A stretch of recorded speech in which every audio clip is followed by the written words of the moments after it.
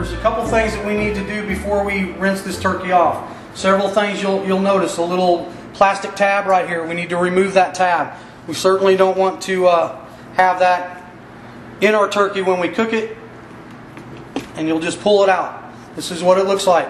You're just going to discard that. Next, you want to open it up. Next, you're going to remove the neck of the turkey. We don't want that in there, but we're not going to throw it out. We're going to actually roast this off or boil it, and we'll make our gravy from that. In here there should be a gizzard, but we just have a chunk of ice. So there is no gizzard, lizard, or heart in here, and that's typical. Sometimes it has it, sometimes it's not. Another part of this bird, you might find the gizzards and all that stuff in this little cavity up where the neck was. They're not there either. Don't sweat it. The next step would be to take this bird now. We want to make sure it's okay. It's not slick. It's a very nice bird. It smells fine. It doesn't have any nasty smells to it. So we have a nice healthy bird here. Next step, we need to rinse it off. It's very, very simple. We're just going to put it in a colander. We don't want this turkey to really make contact with the sink itself. So we're going to use a colander. You're just going to use cold running water, potable water, which means drinking water. You're just going to rinse the cavity out. You're going to let it fill up just like a balloon would fill up with water. And you'll see once I turn it over, you can see the water coming through. And then we're going to turn it over, and you're going to see there's a little bit of blood that comes out of that turkey. That's what we want to remove. So we want to make sure that we rinse the inside of this turkey very, very well. It might take 1 or 2 times. It might take 5 times. It all depends how much blood is in that cavity. Next, we just want to take our hands and we just want to rub the turkey a little bit. We just want to get any type of juices off that turkey. And then the next step here would be to shut the water off, get the water out of the cavity as well as we can. And then we're going to move this turkey right into the roasting pan. So what I have here, instead of just having a cutting board that's going to be down, when you go to work on it, it's going to move. So you need to stabilize it. And how you do that is just a wet towel, one of your kitchen towels. Just going to put it down, fold it over, and then you're going to put your cutting board, your red cutting board, because red is warning. Nothing but raw food on this board. And you'll see, it will not move. So it's a great stable work surface.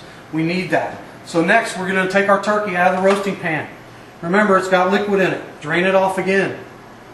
As you see, the turkey's a little bit wobbly, so we need to take these. We talked about trussing the bird. This is part of trussing the bird. We want to take these wings, and we just want to fold it right behind his back. Okay? And we're going to do the other one the same way. That actually gives it a little more stability, because now the bird's not going to move. It actually works as widens the bird a little bit, so it has a little bit more room. Next, what we're going to do, as you see, the cavity's wide open, so we're going to take some aromatics and we're going to put into this bird. I have a bouquet garni, which just basically means herbs wrapped up with butcher's twine, which is butcher's twine I have there to tie the legs. This actually goes right into the cavity, along with a couple garlic cloves, some oranges. Squeeze the oranges into the cavity and then stuff the cavity. Overstuffing the cavity, that's not a good thing. So if you see that you've got too many aromatics, cut back on that a little bit. You don't want it to be jam-packed. Next, we have a little bit of seasonings. Remember, we talked about all the secret spices that I had. I have a little garlic clove, a little bit of cinnamon stick. We're going to add some cinnamon stick right into there. Actually, a little Hawaiian salt. Okay, we're going to just add a little bit in there. Szechuan peppercorn, just a few for flavor and aroma. Juniper berry, we're going to add a little bit in there. Stuff it in there, all the way to the neck part up to the bird up here. Okay, so now we're just going to truss the bird before it goes into the roasting pan. Very simple process. You see the legs are out a little bit. What this string is going to help, you're just going to basically tie the legs together very tight. And if you wrap that around twice, you don't have to hold it with your finger. You see how it kind of moved everything together? This is going to help with even cooking. So we're going to move this to the roasting pan. Center that. The next step is going to be, we need to brush the turkey a little bit. Have some organic olive oil here. We're going to just brush the turkey very lightly, and there's a reason why we're going to do that, because we're going to put some seasoning on this turkey. We need a little bit of glue to hold that in. So you're just going to baste your turkey with a little bit of the olive oil, and then our next step is actually going to put a little bit of the seasoning. Seasonings vary. You can use whatever seasoning you like. Okay, so we're just going to very lightly, doesn't have to be very thick, but we're just going to cover the bird just like that. And you know what? It's ready for the oven. It's that easy. Alright, since we have our turkey prepped and ready to go in the oven, let's take it on over there. But before I put it in the oven, I want to discuss a little bit with you about temperature and time and weight per pound. I have my oven set at 350 degrees. It's been preheating for about a half hour. So this is going to be a really good temperature. We want to try to keep that temperature constant. So what we're going to do, we have about a 13-pound bird here. We want to, the range of cooking time is about 30 minutes per pound. So we want to judge that by that time. Or we take an internal temperature right here along the thigh area, not into the breast, but in the thigh next to the breast. And don't touch any bone, and we'll get an accurate reading with our handheld thermometer. But we're going to rely on the time per pound.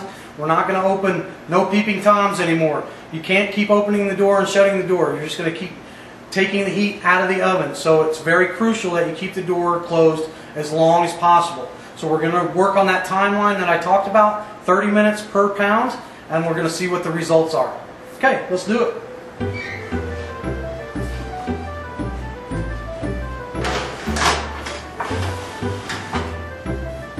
Bye-bye. Well, it looks like it's about that time. Let's check on our bird.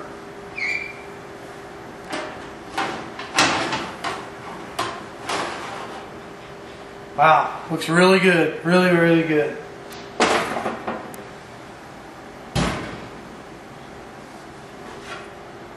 I'm going to bring the turkey over. Just going to set it on the counter, and at this point we need to check the internal temperature of this bird. I told you 180 degrees, but I'm actually going to pull it at about 170 degrees. We're going to insert the thermometer in, and we're going to make sure that it's reading 170 degrees. We're going to talk about carryover time. Carryover time is when you pull a product from the oven and it has time to rest, but while it's actually out on the table, it's still cooking. So you're going to have a little extra carryover time, which is actually going to give you a little bit more heat. We're right at 180 degrees. Turkey should be perfectly done. That's it. It's that easy.